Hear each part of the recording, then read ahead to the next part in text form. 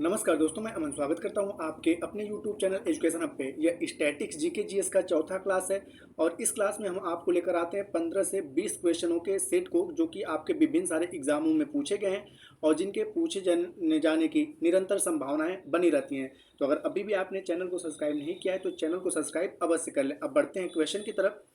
तो यहाँ पे पहला क्वेश्चन पूछा गया है कि चाणक्य प्रधान आमत्य थे चंद्रगुप्त मौर्य के, समुद्रगुप्त के, बिंबिसार के या अशोक के।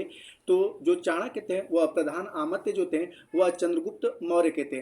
अब यहाँ पे चंद्रगुप्त मौर्य की बात किया है तो चंद्रगुप्त मौर्य ने मौर्य वंश की स्थापना करी थी और इन्होंने 322 ईसा पूर्व में मौर्य वंश की स्थापना करी थी और इनके जो प्रधानमंत्री थे वह थे चाणक्य। चाणक्य को कौटिल्य, विष्णुगुप्त के नाम से भी जाना जाता है। अब यहाँ पे चाणक्य ने अपनी एक पुस्तक लिखी थी जिसका नाम है अर्थशास्त्र, जिसका संबंध राजनीति से है। और एक एडम स्मिथ हैं, एडम स्मिथ, इन्हें अर्थशास्त्र का पिता कहा जाता है। इन्होंने द वेल्थ ऑफ नेशन नाम से पुस्तक लिखा था, द वेल्थ ऑफ नेशन। ठीक है, तो एडम स्मिथ को अर्थशास्त्र का पिता कहा जाता है, परंतु जो अर्थशास्त्र पुस्तक है वह चाणक्य ने लिखा था जिसका संबंध राजनीति से है। चाणक्य को भारत का मैकियावेली कहा जाता है, मैकियावेली भारत का। अब यहाँ पे जानते हैं मैकियावेली। ठीक है, तो मैकियावेली की जो पुस्तक है, ठीक है, प्रिंस है। ठीक है, मैकियावेली की जो पुस्तक है वह प्रिंस है। ठीक है, तो ये भी पूछा जा सकता है कि प्रिंस नामक पुस्तक किसने लिखा था, तो मैकियावेली ने लिखा था। और इसने इसके बारे में क्या लिखा था, स्टेट के बारे में, राज्य के बारे में इसने लिखा था। और चाणक्य को भारत का मैकियावेली कहा जाता है। अब आगे की अगर बात करें तो एक पुस्तक है इन्हीं चंद्रगुप्त मौर्य के शासनकाल में मेगास्थनीज आए थे, मेगास्थनीज आए थे और इन्होंने इंडिका नामक पुस्तक लिखी थी। और इस पुस्तक में उन्होंने ये बताया था कि भारत में कुल जातियों की संख्या कितनी है, 7 जातियां हैं। जनजातियां कुल कितनी थी, तो 118 जनजातियां थीं। और इन्होंने अपनी पुस्तक में कुल 58 नदियों के बारे में जिक्र किया है। अब यहाँ पे आगे की बात करें तो इन्होंने अपने बताया था कि मौर्य साम्राज्य में 2 प्रकार के अधिकारी होते थे। एक अधिकारी था एरिस्टोनोमोई, एरिस्टोनोमोई। ये एरिस्टोनोमोई क्या हुआ करता था, तो उद्योग और व्यापार से संबंधित अधिकारी था। और दूसरा अधिकारी था एग्रीनोमोई, एग्रीनोमोई। तो एग्रीनोमोई क्या हुआ करता था, तो यह कृषि, सिंचाई और सड़क से संबंधित अधिकारी हुआ करता था। हालांकि यहाँ पे क्वेश्चन पूछा गया है कि चाणक्य कौन थे, तो किसके अमात्य थे, चंद्रगुप्त मौर्य के। और यह किस विश्वविद्यालय में थे, तो यह तक्षशिला विश्वविद्यालय में, ठीक है, यह तक्षशिला विश्वविद्यालय में अध्यापक हुआ करते थे। बढ़ते हैं अगले क्वेश्चन की तरफ। हालांकि इस क्वेश्चन का सही आंसर होता है आपका ए। अगला क्वेश्चन है कि अढ़ाई दिन का झोपड़ा कहाँ पर स्थित है, जैसलमेर में, जयपुर में, अजमेर में या नई दिल्ली में। तो अढ़ाई दिन के झोपड़े की अगर बात किया जाए तो अढ़ाई दिन का झोपड़ा जो है अजमेर में स्थित है, तो सही आंसर होता है सी। अब यहाँ पे जानते हैं, आपने पता है कि भारत में दिल्ली सल्तनत की नींव रखी थी कुतुबुद्दीन ऐबक ने, कुतुबुद्दीन ऐबक ने। और दिल्ली सल्तनत में कुल 5 राजवंश हुआ करते थे। उसमें जो पहला राजवंश था वह था गुलाम, या इसे ममलूक नाम आता है, ममलूक वंश। और गुलाम और ममलूक वंश का संस्थापक भी कौन था, कुतुबुद्दीन ऐबक था। और इसने ही, ठीक है, एक संस्कृत मंदिर हुआ करता था, ठीक है, संस्कृत विद्यालय था। उसी को तोड़कर 60 घंटे में, मात्र 60 घंटे में इसने क्या किया था कि अढ़ाई दिन का झोपड़ा बनवाया था। अब यहाँ पे इसकी अगर बात किया जाए तो कुतुबुद्दीन ऐबक ने और क्या क्या बनवाया था, तो कुतुब मीनार की नींव रखी थी, कुतुब मीनार की नींव रखी थी। और साथ ही साथ भारत में बनने वाला जो पहला मस्जिद था, इस्लामिक पद्धति में जो बनने वाला पहला मस्जिद था, उसका नाम है कुव्वत उल इस्लाम मस्जिद। तो भारत का पहला इस्लामिक पद्धति में बनने वाला मस्जिद जो था कुव्वत उल इस्लाम मस्जिद, इसे भी किसने बनाया था, तो कुतुबुद्दीन ऐबक ने ही बनवाया था। और यह दोनों के दोनों कहाँ पर स्थित हैं, तो दिल्ली में स्थित हैं। तो हालांकि जो क्वेश्चन पूछा गया उसके अकॉर्डिंग सही आंसर होता है आपका सी। अब साथ ही साथ आपको मैं बता दूं कि कुतुब मीनार, जिसको कुतुबुद्दीन ऐबक ने जिसकी नींव रखी थी, साल 1993 में साल 1993 में यूनेस्को ने इसे वर्ल्ड हेरिटेज साइट में शामिल किया था। और आपको पता होना चाहिए कि वर्तमान समय में भारत के कुल 42 स्थलों को वर्ल्ड हेरिटेज साइट में शामिल किया गया है यूनेस्को के। बढ़ते हैं अगले क्वेश्चन की तरफ। तो अगला जो क्वेश्चन है इसमें पूछा गया है कि आर्य समाज के संस्थापक कौन थे? स्वामी दयानंद सरस्वती या स्वामी विवेकानंद या ज्योतिबा फुले या राजा राम मोहन राय? तो यहाँ पर बात करते हैं आर्य समाज की। तो आर्य समाज के संस्थापक थे स्वामी दयानंद सरस्वती। सही आंसर होता है ए। अब यहाँ पे इनके बारे में जानते हैं। तो स्वामी दयानंद सरस्वती के अगर जन्म की बात किया जाए, दयानंद जी के अगर जन्म की बात किया जाए तो इनका जन्म जो हुआ था 12 फरवरी साल 1824 में इनका जन्म गुजरात में हुआ था। और इन्होंने, ठीक है, आर्य समाज की स्थापना कब करी? तो साल 1875 में मुंबई में इन्होंने आर्य समाज की स्थापना करी थी। इनकी एक प्रसिद्ध पुस्तक आती है, पूछा जाता है सत्यार्थ प्रकाश नामक पुस्तक। सत्यार्थ प्रकाश नामक पुस्तक किसने लिखा है? तो स्वामी दयानंद सरस्वती ने लिखा है। कई बार इनके बचपन का नाम पूछा जाता है। तो इनके बचपन का जो नाम हुआ करता था, इनके बचपन का नाम था मूल शंकर। और साथ ही साथ इनके अगर गुरु की बात किया जाए तो इनके गुरु का जो नाम था, इनके गुरु का नाम था विरजानंद, जिनके साथ इन्होंने 20 साल रहे। ठीक है, 20 साल तक ये इनके साथ रहते हैं। अगर आपसे पूछ दिया जाए कि आर्य महिला समाज की स्थापना कब और किसके द्वारा किया गया था, तो यहां पर आर्य महिला समाज की अगर बात किया जाए तो आर्य महिला समाज की स्थापना जो की गई थी साल 1883 में की गई थी। 1883 में। और किसके द्वारा की गई थी? तो पंडिता रमाबाई के द्वारा किया गया था। पंडिता रमाबाई। तो दोनों में अंतर है आपका। तो आर्य महिला समाज पूछ दे तो 1883 में पंडिता रमाबाई के द्वारा। और आर्य समाज की स्थापना किसने? तो दयानंद सरस्वती ने 1875 में की थी। और दिए गए क्वेश्चन के अकॉर्डिंग सही आंसर होता है आपका ए। बढ़ते हैं अगले क्वेश्चन की तरफ। अगला क्वेश्चन है कि मौलिक कर्तव्य किस अनुच्छेद में शामिल है? अनुच्छेद 51 में या अनुच्छेद 51 क में या अनुच्छेद 52 में या अनुच्छेद 32 में? तो अब यहाँ पे हम लोग फंडामेंटल ड्यूटीज की बात कर लेते हैं। ठीक है, मौलिक कर्तव्य। तो अगर आपसे पूछा जाए कि क्या मौलिक कर्तव्य भारतीय संविधान, मूल संविधान का हिस्सा था, तो यह मूल संविधान का हिस्सा नहीं था। धान का हिस्सा नहीं था, पहला फैक्ट। दूसरा है आपका कि इसको कब जोड़ा गया? तो 42वां कॉन्स्टिट्यूशन अमेंडमेंट हुआ था साल 1976 में। इसके तहत मौलिक कर्तव्य को जोड़ा गया। और किसकी अनुशंसा पे जोड़ा गया? तो सरदार स्वर्ण सिंह समिति, सरदार स्वर्ण सिंह समिति की अनुशंसा पर इसे जोड़ा जाता है। और इसे भारतीय संविधान के जो है भाग 4 क में रखा जाता है और जिसका आर्टिकल है 51 क। और जब इसको जोड़ा गया था तो उस समय मौलिक कर्तव्यों की संख्या कितनी थी? 10 थी। 11वां मौलिक कर्तव्य जो है 86वां संविधान संशोधन कॉन्स्टिट्यूशन अमेंडमेंट साल 2002 के तहत जोड़ा गया। और इसमें क्या लिखा गया कि 6 से 14 वर्ष तक के बच्चों को, ठीक है, 6 से 14 वर्ष तक के बच्चों को निःशुल्क और अनिवार्य शिक्षा करना है। तो पहले कितना था? 10। वर्तमान समय में मौलिक कर्तव्यों की संख्या कितनी हो गई है? 11। अब यहाँ से अगर आपसे पूछा जाए कि फंडामेंटल ड्यूटीज जो है किस देश के संविधान से लिया गया, तो फंडामेंटल ड्यूटीज जो है वह रूस के संविधान से लिया गया है। तो ये सारे इसके फैक्ट हैं। अनुच्छेद 32 की अगर बात किया जाए तो इसमें सुप्रीम कोर्ट के द्वारा रिट है। रिट कुल 5 प्रकार के हैं। अनुच्छेद 51 जो है इसमें कहा गया है कि जो भी राज्य या डीपीएसपी में आता है, राज्य के नीति निर्देशक तत्व में, और इसमें कहा गया है कि राज्य जो अंतर्राष्ट्रीय सीमा बनाते हैं, ठीक है, वो अपने जो अंतर्राष्ट्रीय देश हैं उनके साथ शांति सुरक्षा की जो नीतियां हैं उनको अपना लागू करेंगे। और अनुच्छेद 52 से भारतीय संविधान का सबसे बड़ा भाग 5 शुरू होता है और जिसमें कुल 100 अनुच्छेद हैं। और अनुच्छेद 52 में राष्ट्रपति के बारे में जिक्र किया गया है। हालांकि दिए गए क्वेश्चन के अकॉर्डिंग सही आंसर होता है आपका बी, कि मौलिक कर्तव्य किस अनुच्छेद में है? तो अनुच्छेद 51 क में है। अगला क्वेश्चन है कि भारत का अक्षांशीय विस्तार कितना है? तो हम यहाँ पे चर्चा कर लेते हैं अक्षांशीय और देशांतर विस्तार की। तो ये भारत है, ये ईस्ट है और ये वेस्ट है और ये नॉर्थ है और ये साउथ है।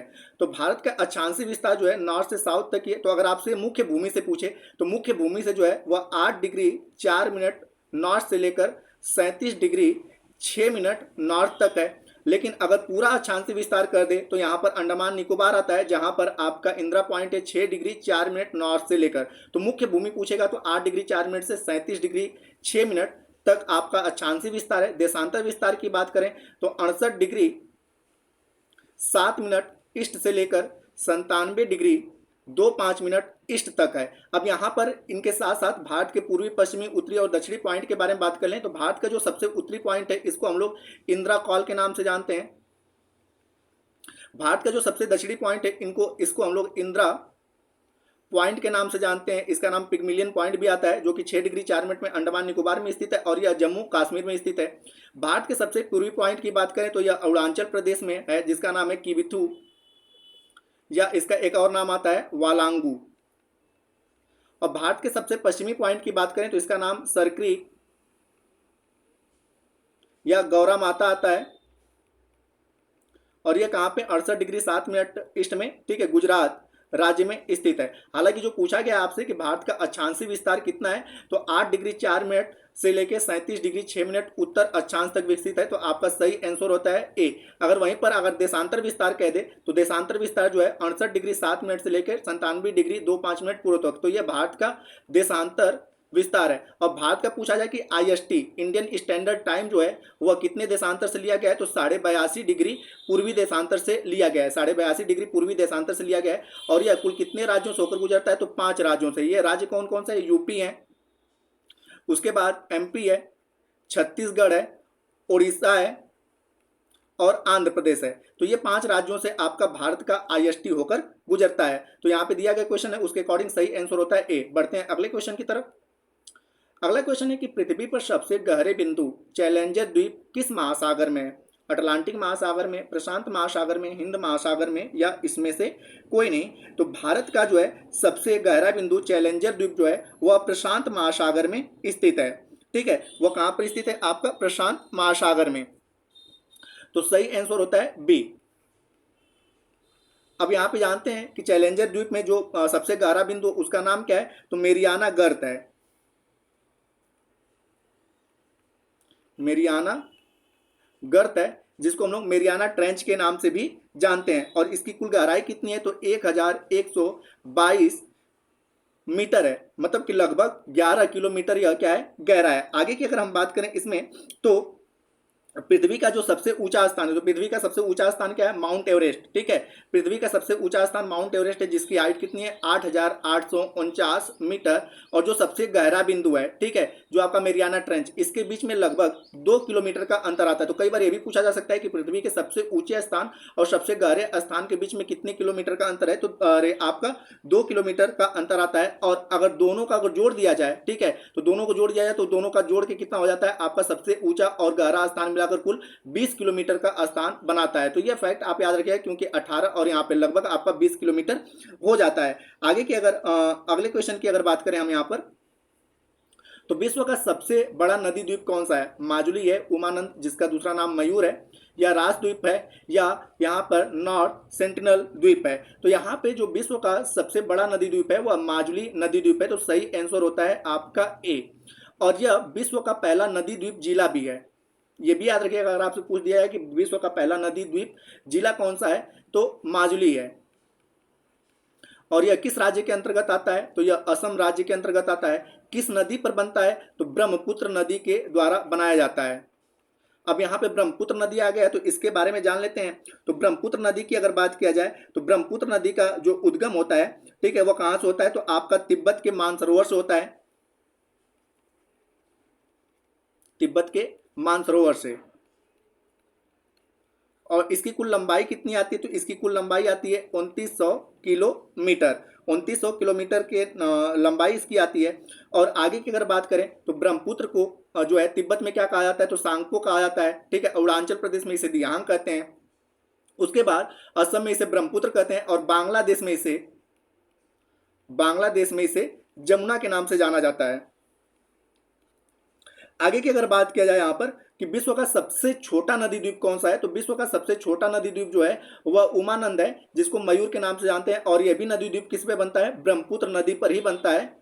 और किस राज्य में, तो असम राज्य में भी ये भी द्वीप स्थित है। तो सबसे बड़ा, विश्व का सबसे बड़ा नदी द्वीप मौजली, ये भी आपके असम में। विश्व का सबसे छोटा नदी द्वीप उमानंद, ये भी आपके असम राज्य में। कौन सी नदियां हैं, तो दोनों के दोनों जगहों के लिए आपकी जो नदियां हैं वह ब्रह्मपुत्र नदियां हैं।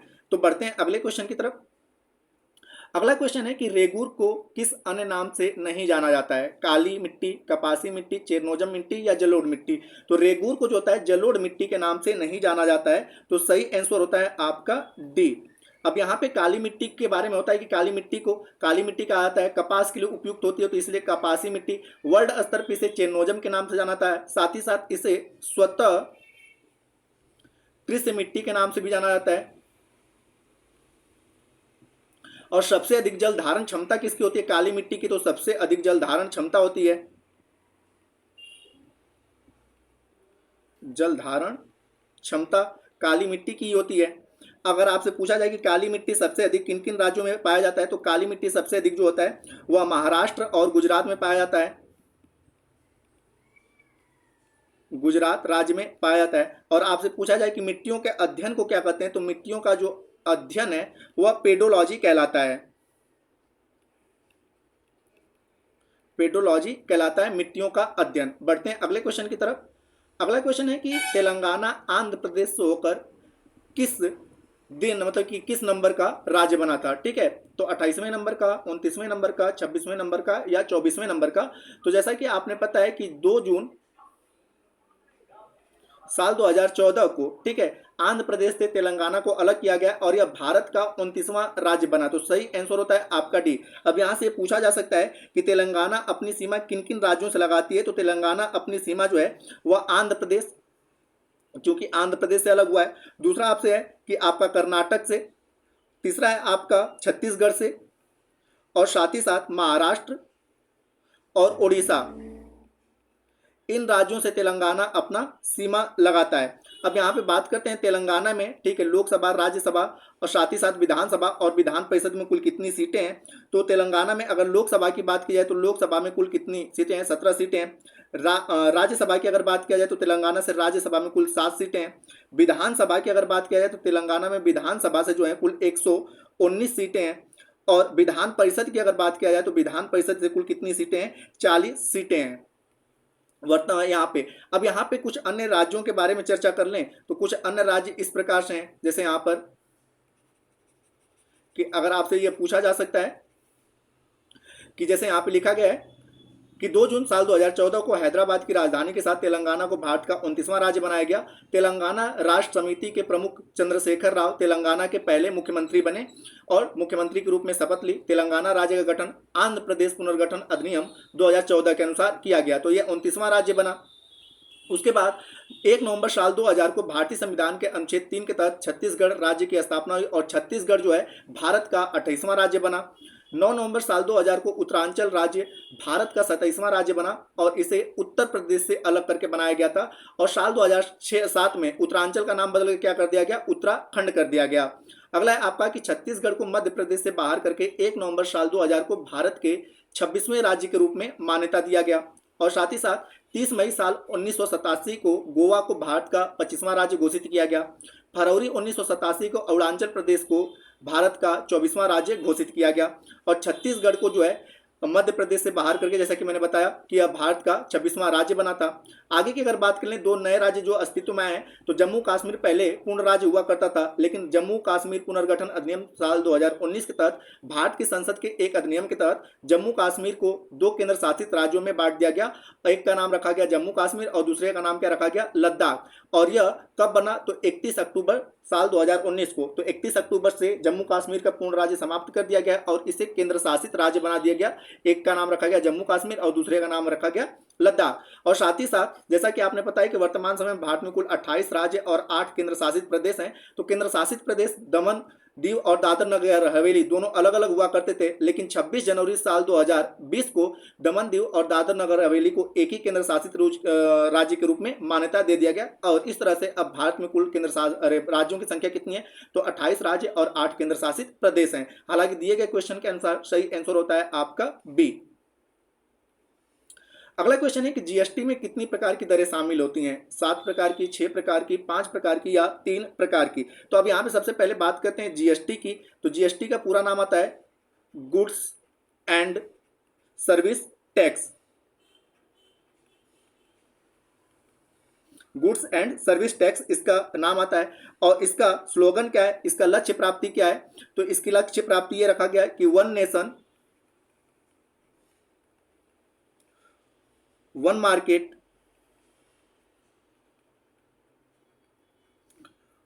और वन टैक्स।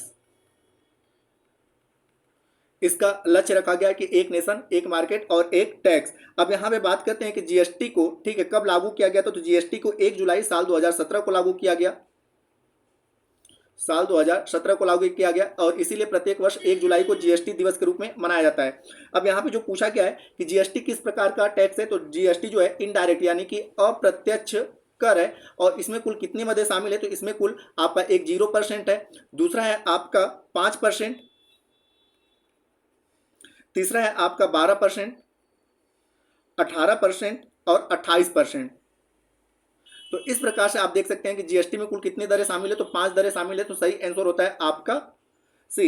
आगे की अगर बात किया जाए कि जीएसटी को किस संविधान संशोधन के तहत लाया गया था, तो जीएसटी को जो लाया गया था 101वां संविधान कॉन्स्टिट्यूशन अमेंडमेंट के तहत लाया गया था। और कौन सा विधेयक था, तो 124वां संविधान संशोधन विधेयक था। जीएसटी को लागू करने वाला पहला राज्य कौन सा था, तो असम जीएसटी को लागू करने वाला पहला राज्य था और दूसरा राज्य जो था वह था बिहार। तो जीएसटी को लागू करने वाला पहला राज्य असम है और जीएसटी को लागू करने वाला जो दूसरा राज्य है वह आपका बिहार है। अब बात करते हैं अगले क्वेश्चन की। अगला क्वेश्चन है कि आरबीआई के लोगों में कौन सा पशु है, शेर, रॉयल बंगाल टाइगर, तेंदुआ या गेंडा। तो यहाँ पर आरबीआई की अगर बात किया जाए तो आरबीआई का जो ठीक है, आरबीआई का जो लोगो है उसमें वर्तमान समय में रॉयल बंगाल टाइगर है। तो सही आंसर होता है आपका बी। लेकिन इससे पहले अगर आपसे पूछा जाए कि शुरुआती दौर में जो था वह कौन सा था, तो पहले क्या हुआ करता था, शेर हुआ करता था। लेकिन वर्तमान समय में इसका जो लोगो है उसमें जो है रॉयल बंगाल टाइगर है। अब यहाँ पे बात करते हैं कि आरबीआई का जो नारा है वह क्या है, cash in king but digital is Deming. ठीक है, ये आपका क्या है, आरबीआई का नारा है। तो यहाँ पे पहले क्या हुआ करता था, शेर हुआ करता था, ठीक है, और अब वर्तमान समय में क्या है, रॉयल बंगाल टाइगर है। तो सही आंसर होता है आपका बी। अगला है कि प्रिज्म से गुजरने पर अधिकतम विचलन किस रंग का होता है, बैगनी का, लाल का, नीला का या हरा का। तो यहाँ से अगर बात किया जाए कि प्रिज्म से गुजरने पर सबसे अधिक विचलन जो होता है वह बैगनी रंग का होता है। तो सही आंसर होता है ए। और सबसे कम किसका होता है, लाल का। सबसे कम विचलन दर जो होता है वह लाल रंग का होता है। अब यहाँ पे जानते हैं कि जिसका मतलब बैगनी रंग की अगर बात किया जाए तो इसका तरंग दैर्ध्य कम होती है और आवृत्ति इसका क्या होता है, अधिक होता है। आवृत्ति अधिक होता है जिसके कारण इसका विचलन दर क्या होता है, अधिक होता है। लेकिन लाल रंग की अगर बात किया जाए तो इसका तरंग दैर्ध्य अधिक होता है और इसकी आवृत्ति जो होती है वह कम होती है। तो ये इसका फैक्ट हुआ। तो हालांकि पूछा गया था कि आपका कि प्रिज्म से गुजरने पर अधिकतम विचलन किसका होता है, तो अधिकतम विचलन बैगनी का होता है और सबसे कम विचलन किसका होता है, लाल रंग का। और फैक्ट क्या है, तो यही आपका फैक्ट आता है। बढ़ते हैं अगले क्वेश्चन की तरफ। अगला क्वेश्चन है कि बेरियम परऑक्साइड का रासायनिक सूत्र क्या है, BaO2 या CuSO4 या CaSO4 3/2H2O या CaSO4 2H2O। तो यहाँ पे बेरियम ऑक्साइड की अगर बात किया जाए तो बेरियम परऑक्साइड का जो रासायनिक सूत्र है वह है BaO2। तो सही आंसर होता है ए। अब अन्य की अगर यहाँ पे हम बात करें तो अन्य की जो है आपका है कि CuSO4 किसका होता है, तो CuSO4 जो होता है ये होता है आपका कॉपर सल्फेट का, जिसे हम लोग नीला थोथा भी कहते हैं। आगे की अगर बात करें यहाँ पे कि CaSO4 2H2O किसका होता है? तो CaSO4 2H2O जो होता है वह कैल्शियम सल्फेट डाइहाइड्रेट का होता है, कैल्शियम सल्फेट डाइहाइड्रेट का। और यहाँ पे हाफ होगा, ठीक है, 3/2 नहीं, यहाँ पर हाफ होगा। तो यहाँ पर है कि CaSO4 हाफ H2O किसका होता है? तो CaSO4 जो हाफ H2O होता है वह कैल्शियम हेमीहाइड्रेट का होता है, कैल्शियम हेमीहाइड्रेट का। ड्रेट का यह रासायनिक सूत्र होता है। कुछ अन्य की अगर बात करें जो एग्जाम में अक्सर पूछे जाते हैं कि जिप्सम का, तो जिप्सम का जो रासायनिक सूत्र होता है वो होता है CaSO4 2H2O, जिसको हम लोग कैल्शियम सल्फेट डाइहाइड्रेट कहते हैं। तो यह आपका जिप्सम का ही है। आगे की अगर बात करें, आपसे पीओपी के बारे में पूछा जाता है, तो इसको कैल्शियम हेमीहाइड्रेट को पीओपी के नाम से भी जानते हैं, ये भी जान लीजिएगा। आगे आपका एक नौसाद का पूछा जाता है, तो NH4Cl जो होता है किसका होता है? नौसाद का होता है, नौसादर का। और नौसादर को अमोनिया क्लोराइड के नाम से जानते हैं। अगला होता है धावन सोडा। धावन सोडा आपसे पूछा जाता है, तो धावन सोडा का जो होता है Na2CO3 10H2O होता है धावन सोडा, और इसका रासायनिक नाम सोडियम कार्बोनेट आता है। और खाने का जो सोडा होता है, खाने का सोडा, ठीक है, तो खाने का सोडा का होता है NaHCO3, ये खाने का सोडा होता है और इसे सोडियम बाइकार्बोनेट के नाम से जानते हैं। बढ़ते हैं अगले क्वेश्चन की तरफ। अगला क्वेश्चन है कि आपका पौधे अपना पोषक तत्व प्राप्त करते हैं मिट्टी एवं जड़ से, प्रकाश संश्लेषण से, पत्तियों से या तना से। तो यहाँ पर पौधों में दो प्रकार के जो होते हैं कीलवक पाए जाते हैं। एक होता है, एक का नाम होता है आपका जाइलम और एक का नाम होता है फ्लोयम। तो जाइलम का काम क्या होता है कि जाइलम जो होता है कि मिट्टी से जो होता है, ठीक है, जल और पोषक तत्व कहाँ पर पहुंचाते हैं? पत्तियों तक पहुंचाते हैं। और पत्तियां प्रकाश संश्लेषण की, मतलब प्रकाश की उपस्थिति में प्रकाश संश्लेषण की क्रिया करके भोजन बनाती हैं। और भोजन को पौधों के विभिन्न अंगों तक पहुंचाने का कार्य कौन करता है? तो फ्लोएम करता है। तो यहाँ पे होता है कि पौधे अपना पोषक तत्व मुख्यतः किसे प्राप्त करते हैं? मिट्टी और जड़ से। और उसमें इसका योगदान कौन, तो सहायता कौन करता है? तो जाइलम करता है। और बने हुए भोजन को पूरे पौधों तक पहुंचाने का कार्य किसका होता है? तो बने हुए भोजन को पूरे पौधों तक पहुंचाने का कार्य किसका होता है? फ्लोएम का होता है। तो सही आंसर होता है यहाँ पर ए। आज का अंतिम क्वेश्चन है कि छात्रों के लिए मोदी शैक्षणिक संकुल का उद्घाटन कहाँ किया गया? वाराणसी हस्तकला संकुल, यानी कि वाराणसी में, यूपी के वाराणसी में, या गुजरात के अहमदाबाद में, या नई दिल्ली में, या मुंबई में। तो छात्रों के लिए मोदी शैक्षणिक संकुल का उद्घाटन जो किया गया था वह गुजरात के अहमदाबाद में किया गया था। तो सही आंसर होता है बी। तो दोस्तों ये आपके कुल 15 क्वेश्चन थे जो विभिन्न सारे एग्जामों में पूछे गए हैं और कुछ को पूछे जाने की संभावनाएं भी हैं। तो उम्मीद करता हूं कि आपको यह वीडियो पसंद आ रहा होगा। वीडियो पसंद आए तो वीडियो को लाइक करें, कमेंट करें तथा अपने दोस्तों के साथ शेयर करें। और चैनल पर नए तो चैनल को सब्सक्राइब अवश्य करें तथा इस पीडीएफ के लिए आप हमारे टेलीग्राम से जुड़ सकते हैं, जिसका लिंक वीडियो के डिस्क्रिप्शन में दिया हुआ है। वीडियो के अंत तक बने रहने के लिए धन्यवाद। मिलते हैं जल्दी नेक्स्ट वीडियो में।